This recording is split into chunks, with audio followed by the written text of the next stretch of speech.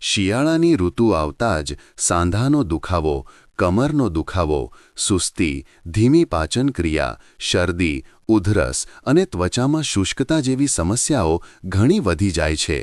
અને એટલા માટે જ હું તમને આજના આ વિડીયોમાં એક એવી ટિપ્સ જણાવીશ જે તમને આ બધી સમસ્યાઓથી દૂર રાખશે. તે તમારા શરીરને કુદરતી રીતે ગરમ રાખશે અને તમને ઘણી બધી ઊર્જા પણ આપશે. તો ચાલો કોઈ પણ વિલંબ કર્યા વિના આજનો આ વિડિયો શરૂ કરીએ અને જાણીએ કે આ ઉપાય શું છે, આપણે તેનો ઉપયોગ કેવી રીતે કરવો, તેનાથી તમને કયા ફાયદા મળશે અને તેની સાથે તમારે કઈ સાવચેતીઓ રાખવી જોઈએ. મિત્રો, દર વર્ષે શિયાળો શરૂ થતાં જ આપણે જોઈએ છીએ કે જેમને 5 વર્ષ પહેલાં પણ કોઈ ઈજા થઈ હોય તે ફરીથી તાજી થઈ જાય છે. જેમને સંધિવાની બીમારી હોય છે તેમનો દુખાવો વધી જાય છે, ત્વચામાં શુષ્કતા અને નિસ્તેજતા આવે છે અને શરીરમાં સુસ્તી ઉત્પન્ન થવા લાગે છે. વાસ્તવમાં શિયાળાની ઋતુને કારણે શરીરમાં કેટલાક શારીરિક ફેરફારો થવા લાગે છે, જેમ કે રક્ત પરિભ્રમણ નબળું પડી જાય છે, સાંધામાં સોજો અને જડતા આવવા લાગે છે, રોગપ્રતિકારક શક્તિ નબળી પડી જાય છે અને ત્વચાનું હાઇડ્રેશન પણ ઓછું થઈ જાય છે. હવે જોવામાં આવે તો આમ તો શિયાળો બધા માટે સરખો જ હોય છે, પરંતુ જેમના શરીર અંદરથી મજબૂત હોય છે તેમને કોઈ સમસ્યા થતી નથી, પરંતુ જેમના શરીર અંદરથી નબળા હોય છે તેઓ આખી શિયાળો પરેશાન રહે છે. તો જો તમે પ્રથમ શ્રેણીના લોકોમાં આવો છો તો તમારા માટે બરાબર છે.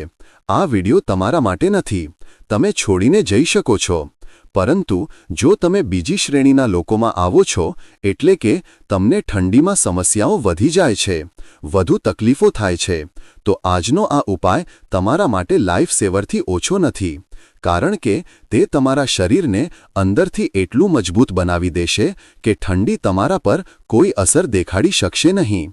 આ ઉપાય એક આયુર્વેદિક શૈલીનું મિશ્રણ છે, જે મુખ્યત્વે અળસીના બીજમાંથી બને છે, એટલે કે ફ્લેક્સ સીડ્સમાંથી બને છે.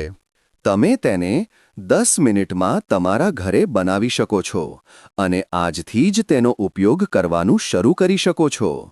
તો ચાલો સૌથી પહેલાં એક પેન અને પેપર લઈને બેસી જાઓ અને આ ઉપાય માટે આપણે જે ઘટકોનો ઉપયોગ કરવાનો છે તેના વિશે તમે નોટ ડાઉન કરી લો.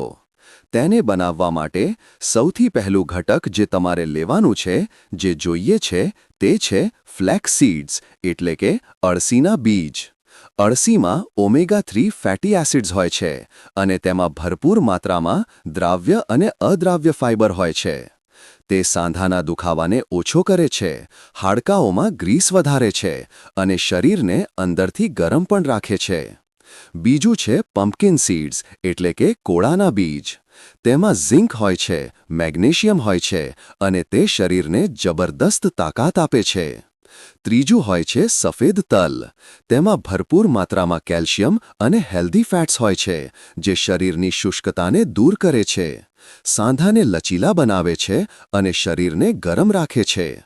ચોથું ઘટક છે સૂંઠ, એટલે કે સૂકું આદુ, જે પાચનક્રિયા સુધારે છે અને સાંધાના દુખાવા માટે ખૂબ ફાયદાકારક છે. પાંચમું છે કાળા મરી, જે આ બધા ઘટકોનું શોષણ શરીરમાં વધારી દે છે. છઠ્ઠું છે નાની એલચી, જે આ ઉપાયને એક સુગંધ આપે છે અને પાચનમાં પણ તમને મદદ કરે છે. અને છેલ્લે છે પીસેલો ગોળ. જથ્થાની વાત કરીએ તો તમારે 10 ટેબલસ્પૂન ફ્લેક્સ સીડ્સ લેવાના છે, જે લગભગ 100 ગ્રામ જેટલા થાય છે. તમારે 4 ટેબલસ્પૂન પમ્પકિન સીડ્સ, એટલે કે કોળાના બીજ લેવાના છે, જે લગભગ 40 ગ્રામ જેટલા થાય છે. તલ પણ તમારે 4 ટેબલસ્પૂન, એટલે કે લગભગ 40 ગ્રામ જ લેવાના છે. પીસેલી સૂંઠ તમારે 1 ટીસ્પૂન લેવાની છે. પીસેલા કાળા મરી તમારે અડધો ટીસ્પૂન લેવાના છે. 4 નાની એલચી તમારે લેવાની છે અને 2 ટેબલસ્પૂન પીસેલો ગોળ તમારે લેવાનો છે. તો આ છે મિત્રો તે 7 ઘટકો જેમાંથી આપણો આજનો આ ઉપાય બને છે. મિત્રો, મેં તમને જે જથ્થો જણાવ્યો છે તે લગભગ 10 થી 12 દિવસનો ડોઝ છે અને હું સખત ભલામણ કરીશ કે તમે આ ઉપાય એક જ વારમાં આનાથી વધારે ન બનાવો. શા માટે? કારણ કે આ વસ્તુઓનો પાવડર વધારે દિવસો સુધી રાખવાથી તેની અસર ઓછી થઈ જાય છે. તેથી એકવાર બનાવીને તમારે તેને મહત્તમ 10થી 12 દિવસમાં ખતમ કરી લેવાનો છે અને પછી ફરીથી તાજો બનાવવાનો છે, જેથી તમને તેમાંથી મહત્તમ ફાયદો મળી શકે. તો આ તો થઈ ઘટકોની વાત. હવે ચાલો જાણીએ કે આ ઘટકોમાંથી તેને કેવી રીતે બનાવવું અને તેનો ઉપયોગ કેવી રીતે કરવો. મિત્રો, વિડીયોમાં આગળ વધતા પહેલા હું તમારી સાથે 2 ખૂબ જ મહત્વપૂર્ણ વાતો કરવા માંગુ છું. તમે ધ્યાનથી સાંભળજો. પહેલું તો એ કે YouTube આજકાલ અમારી વિડીયોની નોટિફિકેશન્સ તમારા સુધી નથી મોકલી રહ્યું. તેથી જ્યારે પણ અમે કોઈ નવી વિડીયો અપલોડ કરીએ છીએ ત્યારે તમારામાંથી મોટાભાગના લોકોને ખબર જ નથી પડતી કે અમે કોઈ વિડીયો અપલોડ કરી છે કે નથી કરી. તો હું તમારા બધાને વિનંતી કરીશ કે તમે YouTube એપમાં સબસ્ક્રિપ્શનવાળા ટેબ પર ક્લિક કરીને અમારી ચેનલ પેજ પર જાઓ અને ત્યાં નવી વિડીયોને ચેક કરો. તો તમે YouTube નોટિફિકેશન્સ પર આધાર ન રહો, પણ જાતે જ અમારી ચેનલ પેજ પર જઈને ચેક કરો. ચાલો આજના મુખ્ય વિષય પર પાછા આવીએ અને આ ઉપાય બનાવવા વિશે વાત કરીએ અને તે પછી તેનો ઉપયોગ કરવાની રીત હું તમને વિગતવાર સમજાવીશ. આ મિશ્રણ બનાવવું ખૂબ જ સરળ છે. તમારે શું કરવાનું છે કે સૌથી પહેલાં તમારે ત્રણેય બીજ એટલે કે ફ્લેક્સ સીડ્સ, પમ્પકિન સીડ્સ અને તલ લેવાના છે અને એક પછી એક તવા પર ધીમા તાપે તેમને ડ્રાય રોસ્ટ કરી લેવાના છે. વધારે નથી શેકવાના, બાળી નથી દેવાના, બસ 1 થી 2 મિનિટ શેકો. અને જ્યારે તેમાંથી સુંદર સુગંધ આવવા લાગે ત્યારે તમે તેમને કાઢીને એક વાસણમાં ભેળવીને રાખી લો. ઠંડા થવા દો. અને પછી જ્યારે તે ઠંડા થઈ જાય ત્યારે તેમને ગ્રાઇન્ડરમાં નાખીને જાડા જાડા પીસી લો. તેને તમારે વધારે બારીક નથી પીસવાના, થોડા જાડા જાડા જ પીસવાના છે. આ પછી તેમાં બાકીની બધી વસ્તુઓ જે તમે લીધી છે એટલે કે પીસેલી સૂંઠ, પીસેલા કાળા મરી અને પીસેલો ગોળ તે તમે તેમાં ભેળવી દો અને પછી તેને એક ગ્રાઇન્ડરમાં નાખીને ફરીથી મિક્સ કરી લો, જેથી બધી વસ્તુઓ એકબીજા સાથે સારી રીતે ભળી જાય. આ પછી આ મિશ્રણને તમે એક કાચના એરટાઇટ કન્ટેનરમાં નાખીને ફ્રીજમાં સ્ટોર કરીને રાખી લો.